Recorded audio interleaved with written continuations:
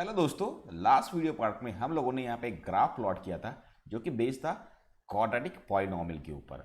तो उसके अंदर हम लोगों ने क्या क्या पढ़ा था, एक बार हम लोग उसको क्विक रिवीजन करवाते हैं। तो हमारे पास एग्जाम्पल था f of x equals to it was x square minus 2x और -8। राइट, इसको हम लोगों ने यहाँ पे फैक्टराइज किया था, हमको समझ में आ गया दैट इज व्हाट ये पूरा का पूरा फंक्शन बनने वाला है 0 एट x इक्वल्स टू, पहला हमारा यहाँ पे वैल्यू आ चुका था -2 एंड दूसरा वैल्यू आ चुका था हमारा x इक्वल्स टू 4। राइट, तो अगर ये दो वैल्यूज मैं इस वाले फंक्शन के अंदर पुट करूंगा तो ये पूरा का पूरा फंक्शन बन जाएगा 0। तो उस वाले x के वैल्यूज को, वेरिएबल के वैल्यूज को हम लोगों ने कहा था जीरोस, तो यहाँ पे हमारे दो जीरोस आ चुके थे, that is what x equals to -2 and x equals to 4।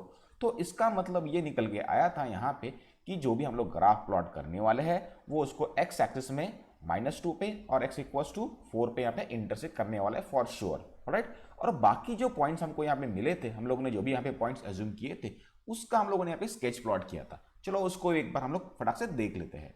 तो ये कुछ ऐसे दिखाई दे रहा था, तो हम लोगों ने यहाँ पे कुछ ये पॉइंट्स यहाँ पे प्लॉट किए थे। तो देखो यहाँ पे ये पॉइंट ए और पॉइंट जी हमारा जो है यहाँ पे हमारे जीरोज है, ये ए पॉइंट और ये जी पॉइंट्स हमारे लिए जीरोज है।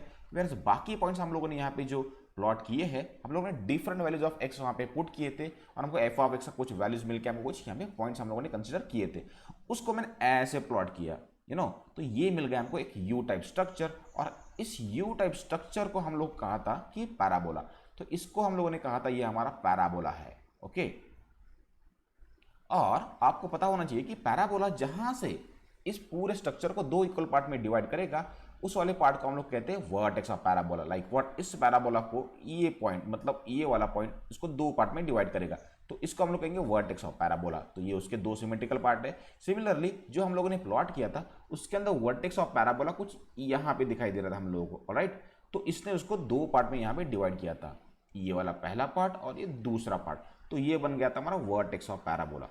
ओके, और डी पॉइंट बनेगा हमारे यहाँ पे vertex of parabola, where A and G बनेंगे यहाँ पे हमारे zeros of the parabola. All right, अब दूसरी बात जो कि हमारा स्टैंडर्ड इक्वेशन है A X square plus B X plus C. Right, अगर यहाँ पे ए का वैल्यू हमारा पॉजिटिव रहेगा तो यहाँ पैराबोला ओपन होगा ऊपर के साइड में, लाइक व्हाट यू। ओके, अगर हमारा ए का वैल्यू वेरियस यहाँ पे निगेटिव रहेगा तो पैराबोला डाउन साइड में ओपन लगेगा, मतलब ये बनेगा इन्वर्टेड यू। राइट, अगर यही equation A X square plus B X plus C हमारा रहेगा in the form of Y, okay, अगर ये y के फॉर्म में रहेगा तो क्या ये पैराबोला सेम दिखाई देगा या फिर कुछ अलग दिखाई देगा?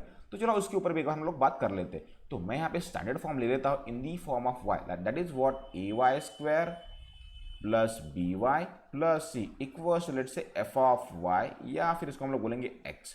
तो मान लो यहाँ पे अगर a का वैल्यू ग्रेटर दैन 0 है यानी पॉजिटिव है तो ये पैराबोला कुछ ऐसे दिखाई देगा। इसको हम लोग एक बार रफली देख लेते हैं। मान लो ये हमारा y एक्सिस है, ये हमारा x एक्सिस है। अब जो कि इक्वेशन हमारा था y के फॉर्म में, तो ऑब्वियसली इस वाले पर्टिकुलर इक्वेशन ने y एक्सिस को कट करना चाहिए। मान लो यहाँ पे अगर दो रूट्स आ रहे हैं या फिर दो जीरो आने वाले हैं तो इसको कट करेगा कुछ ऐसे, दैट इज व्हाट ए अगर 0 है तो ये घूमेगा हमारा x एक्सिस के पॉजिटिव साइड में, that is what like this, तो ये बनेगा कुछ ऐसे। ऑलराइट, अगर हमारा a जो है अगर वो a लेस देन 0 है तो यही पैराबोला खुलेगा लाइक दिस, ऐसे साइड में। ओके, तो ये चीज हमको यहाँ पे पता चल गई है।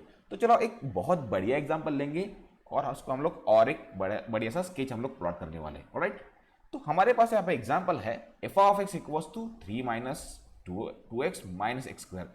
तो चलो इसको हम लोग प्लॉट करते हैं, बट इस फंक्शन को मैं लेता हूं that is what equals to y, so I got y equals to 3 minus 2x minus x square.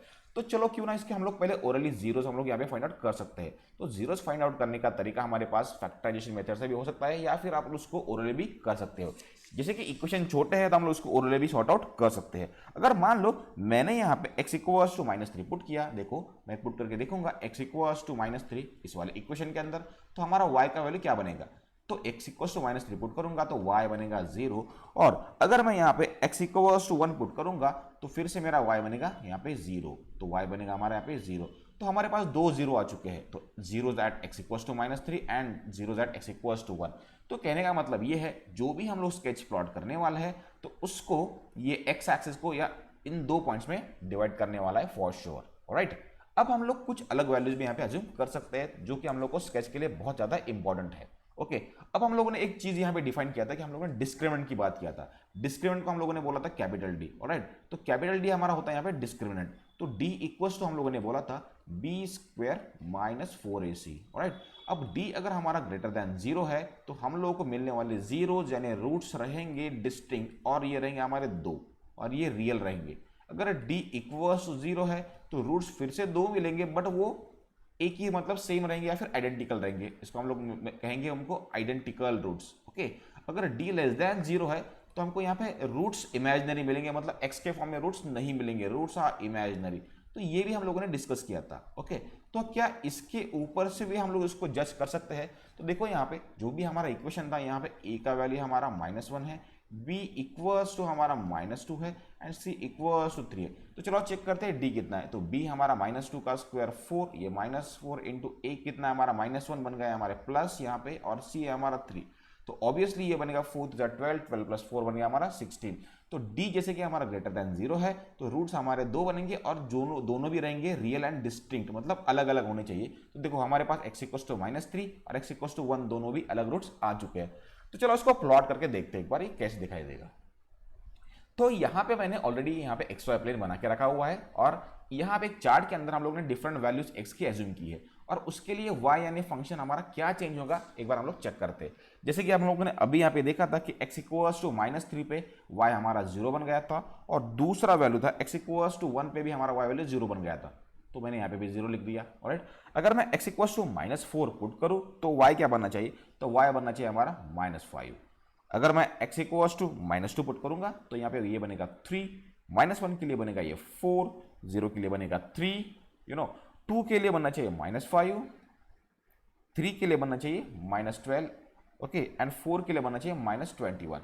तो हमारे पास बहुत सारे पॉइंट्स आ चुके हैं, तो हम लोग उसको a b c d something कुछ बोल सकते हैं। तो ए के कोऑर्डिनेट्स है हमारे -4, 5, तो मैं यहाँ पे लिख देता हूँ, ये हमारे ए के कोऑर्डिनेट्स है, पॉइंट ए है जो कि हमारा -4, -5।